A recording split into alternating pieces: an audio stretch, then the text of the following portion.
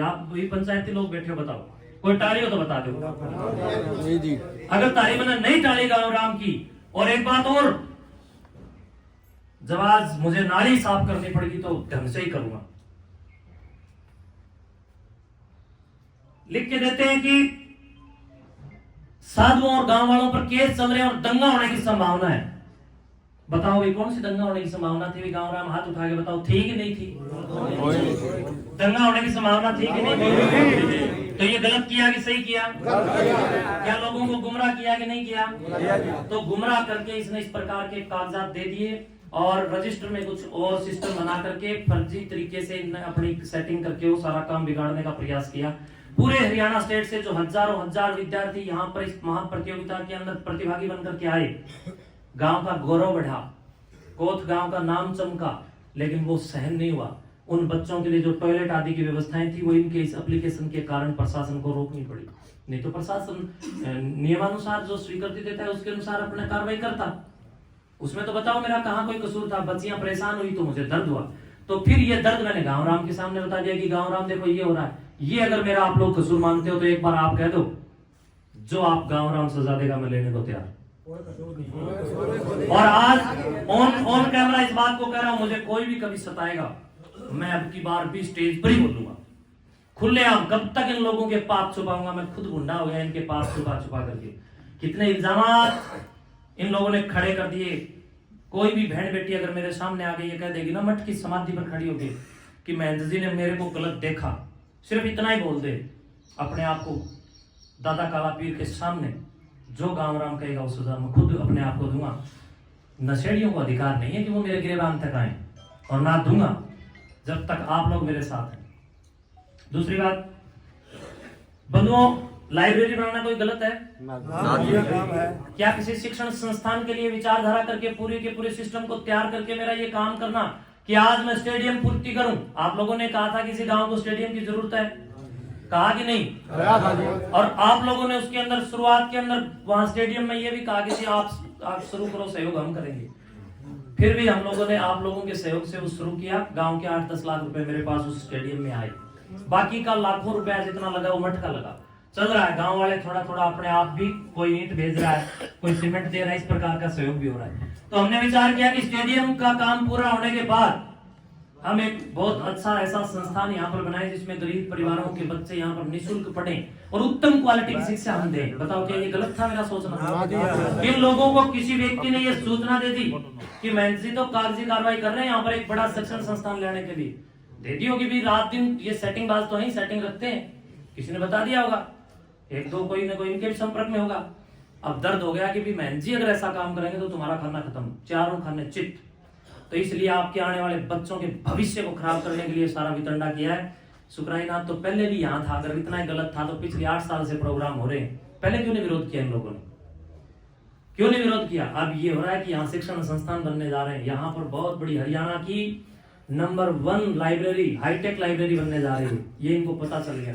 तो इसलिए ये लोग ये सारा वितंडा खड़ा कर रहे हैं। मैंने इनका कुछ नहीं बिगाड़ा है, लेकिन ये लोग मठ की संपत्ति पर गिद्ध नजर डाल करके बैठे हैं। और प्रिय बंधुओं, जितने भी आप लोग मुझे अभी लाइव के माध्यम से देख रहे हैं, मेरा गांव राम बैठा है, पूछो गांव राम से।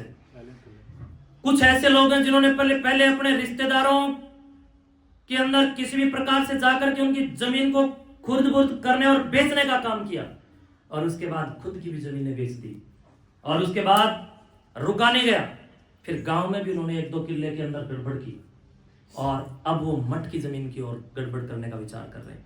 चारों ओर से ये वितंडा, भूमाफिया, नशा माफिया और शराब और स्मैक के बढ़ोतरी के माध्यम से समाज को लूटने वाली मानसिकता का है। ये लड़ाई किताब और शराब के बीच की है। अब आप चुन लो, शराब चाहिए तो जो वो कहें वो कर लो, और किताब चाहिए यानी आने वाली पीढ़ी को मोटिवेट समय समय पर करना, नशे से बचाना, अच्छी शिक्षाओं की ओर प्रेरित करना चाहिए, तो आप लोग सुखराईनाथ आपकी सेवा में तैयार है। बाकी जो आपको अब आप लोग गांव वाले बताओ मुझे क्या करना है, जैसे आप कहोगे मैं वही करूंगा। शुभकामनाएं।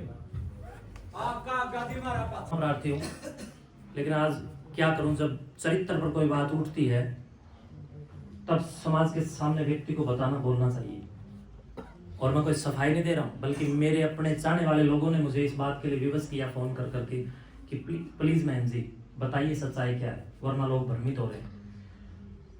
तो मेरा जज समाधि वाला है, तो हमने सब ने मेरे को जब चुना था तो समाधि का आगे ले जा करके खड़ा किया था, और आप सब ने हाथ उठा करके इस बात के लिए कहा था कि महाराज जी जान लगा देंगे आपके साथ। कहा था उस दिन मैंने एक वचन दिया था कि आपकी पगड़ी नहीं झुकने दूंगा, कही थी।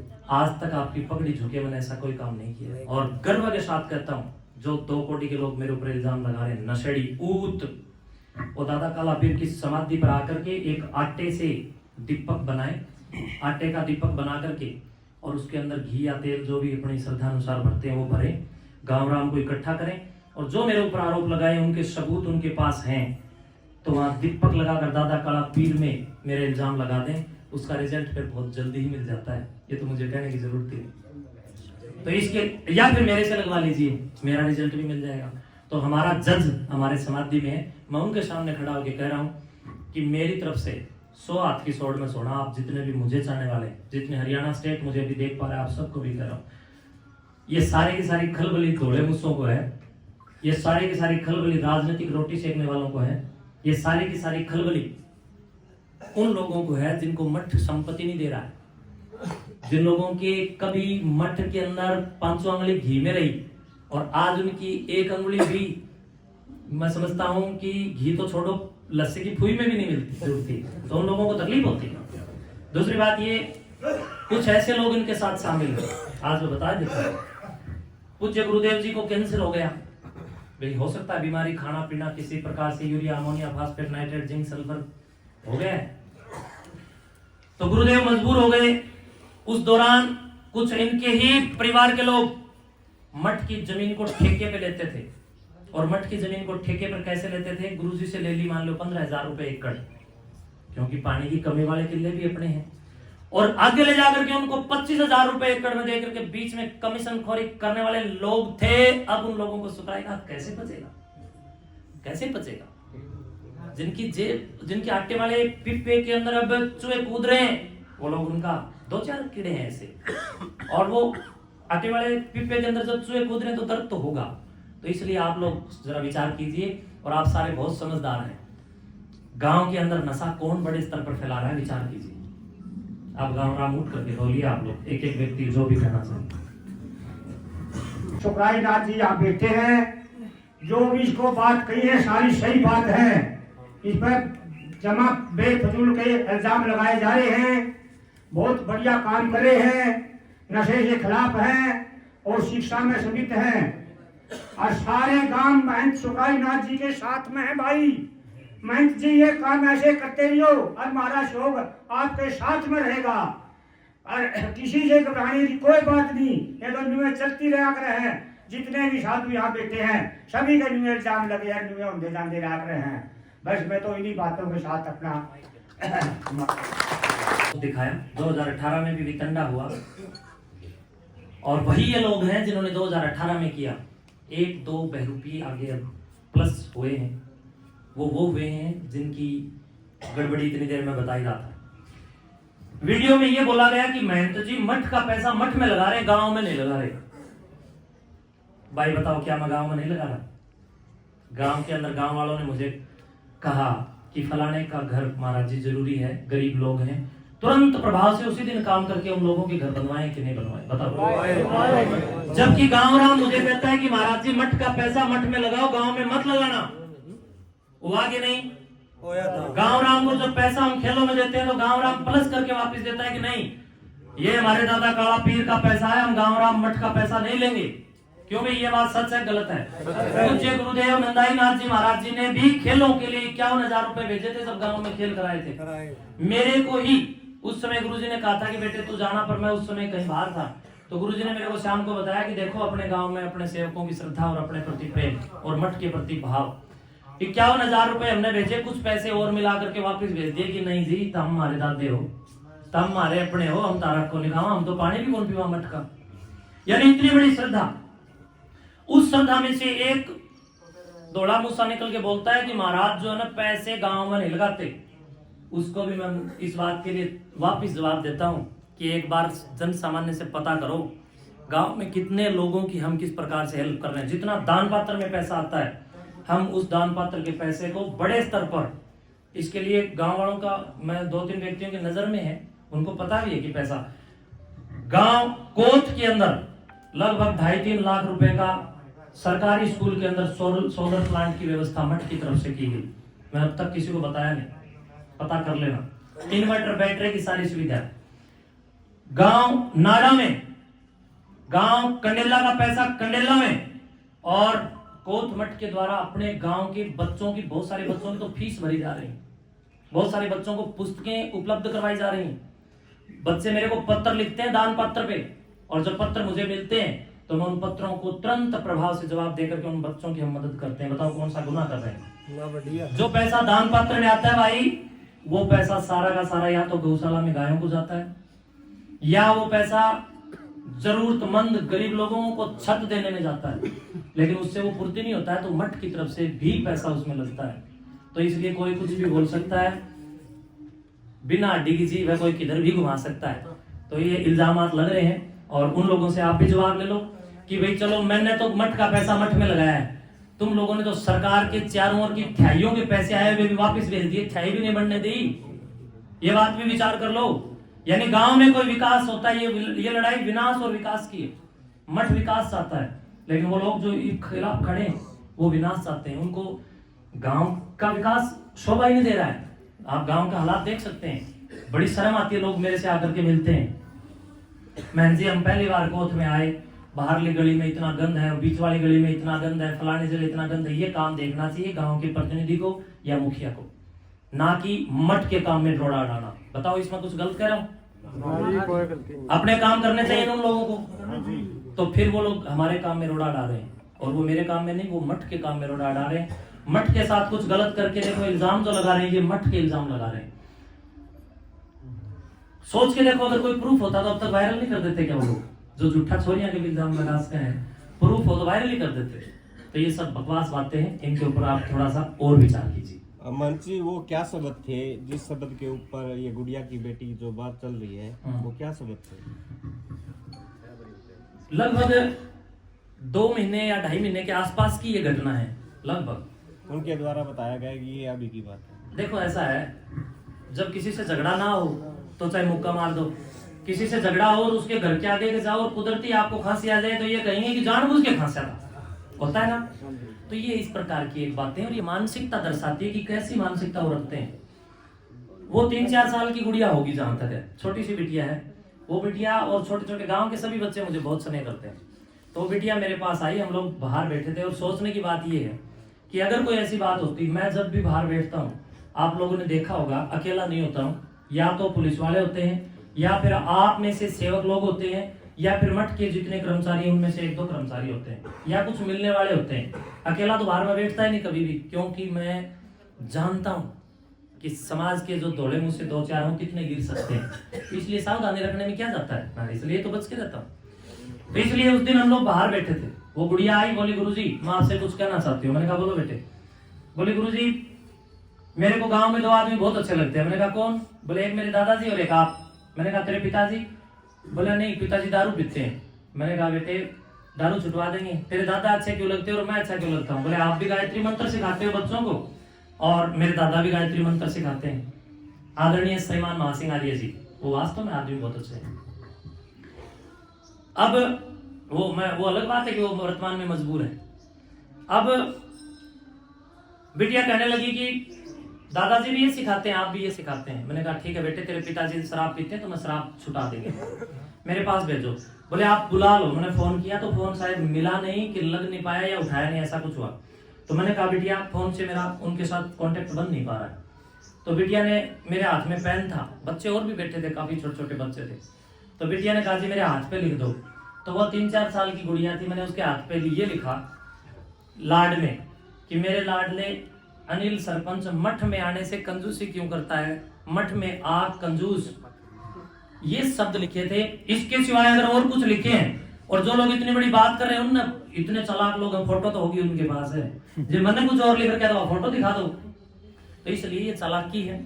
और ये बहुत षड्यंत्रात्मक बू और दुर्गंध है और कुछ नहीं। और जी एक बात और सामने आई है कि आपके जो चेले ही बताए जा रहे हैं सरपंच साहब एक तरह से, लेकिन एक 16 लाख रुपए की बात और एक जोड़ के कमीशन की बात सामने आ रही है। मेरे चेले तो भाई तुम सारे हो, तुम भी है, तो गुरु है क्या? देखो साधु के तो सारे अपने होते हैं, साधु किसी से भी द्वेष नहीं रखता, और छोटी मोटी बात हो जाती है आपस में, झगड़ा किस में नहीं होता, सभी के घर में होता है, पति पत्नी का होता है, भाई भाई का होता है, सब में होता है। बात यह है कि मेरा और इसका कभी भी मैत्री व्यवहार नहीं रहा। क्यों? क्योंकि ये लोग जो हैं, जो इल्जाम लगा रहे हैं, वो नशे को बढ़ा रहे हैं और हम घटाने का प्रयास कर रहे हैं, इसलिए नहीं बनी कभी। लेकिन गांव वाले, गांव राम के कहने से मैंने उसको वो चीजें बुला के मैंने सोचा मेरी संगत में आएगा तो सुधरेगा। तो इतना जरूर हुआ कि हमारी सुलह गांव राम ने करा दी थी, गांव के मौजूद लोगों ने।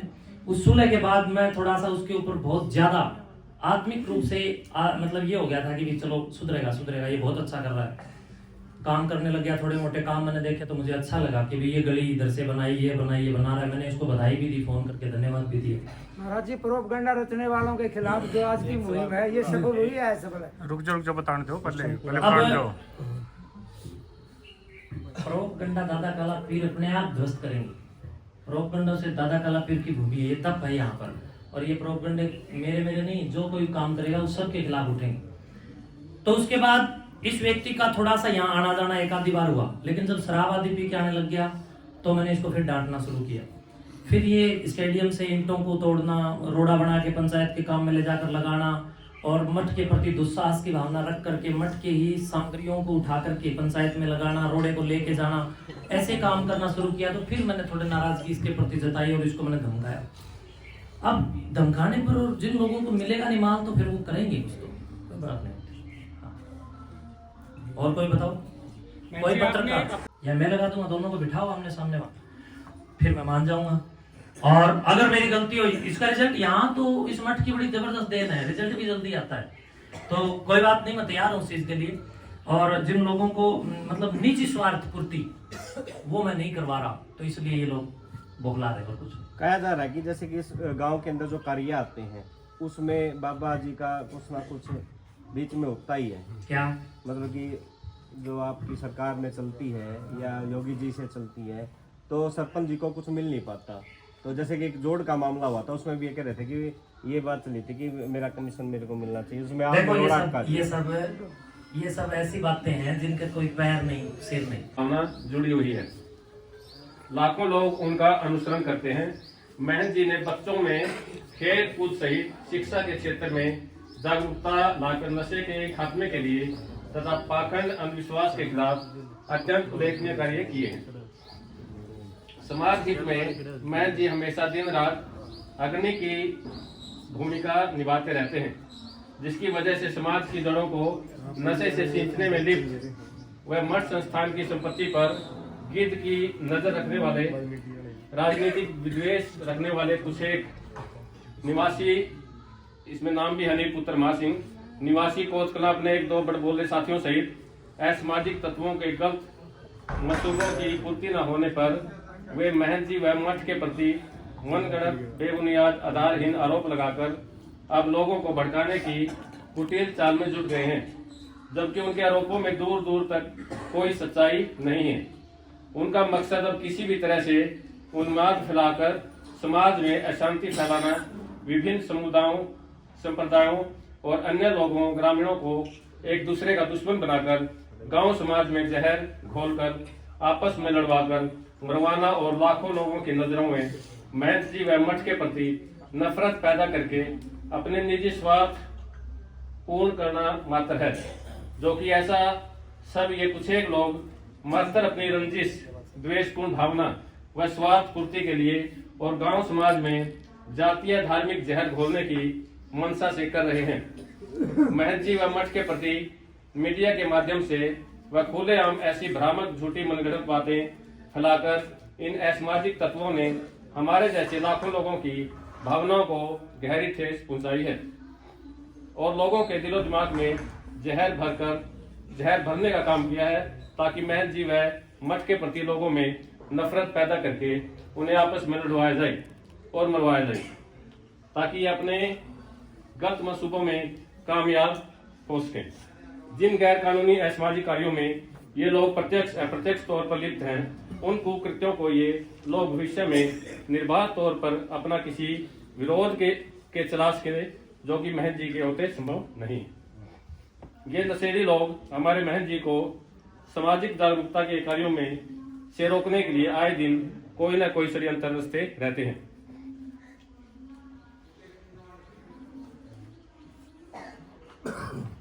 पहले भी महंत जी पर जानलेवा हमले हो चुके हैं और अब भी कुछ एक लोग महंत जी को रास्ते से हटाने के लिए किसी भी स्तर तक जा सकते हैं।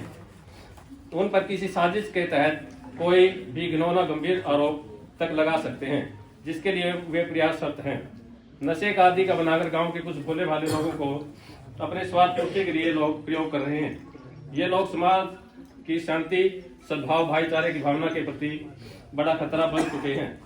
इनकी हरकतों और झूठे अपमानजनक आरोपों बयानबाजी की वजह से हमारे जैसे लाखों लोगों की भावनाएं आहत हुई हैं। गांव समाज के अमन चैन के लिए ये एक बड़ा खतरा बन चुके हैं।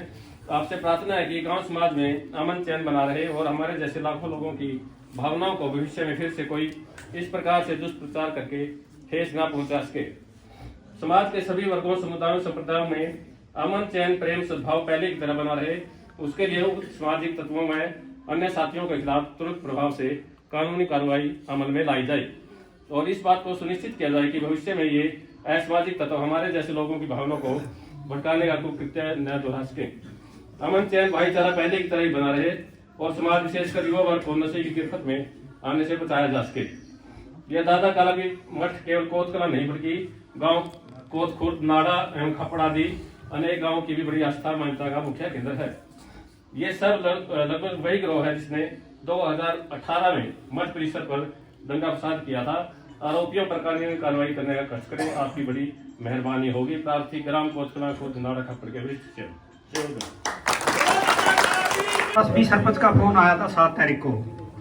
वह बोल रहा था भाई मन्ना तेरे से मिलना है एकदम। फिर मैंने आकर 9 तारीख ने फोन किया उसके पास, महादी में आ गया, मिलो मेरे साथ।